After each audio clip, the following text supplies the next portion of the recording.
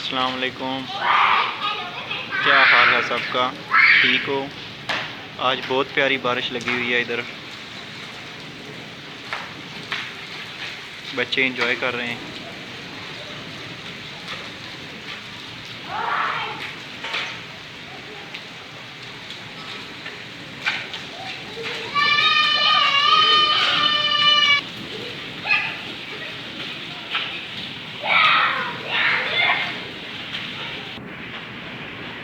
ये छत पे हम आ गए हैं।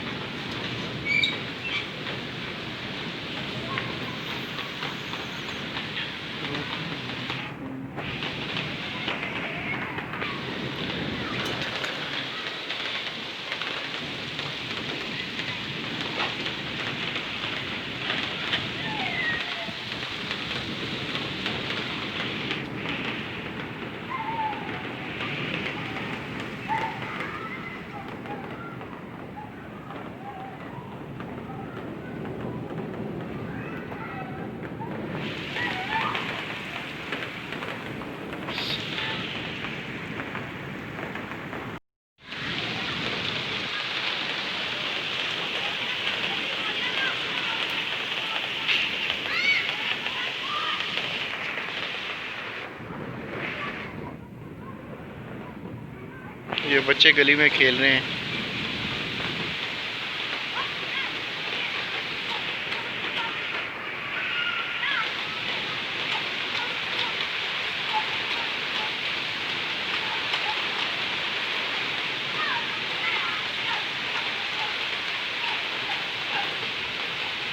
इनको पता नहीं है वीडियो बन रही है।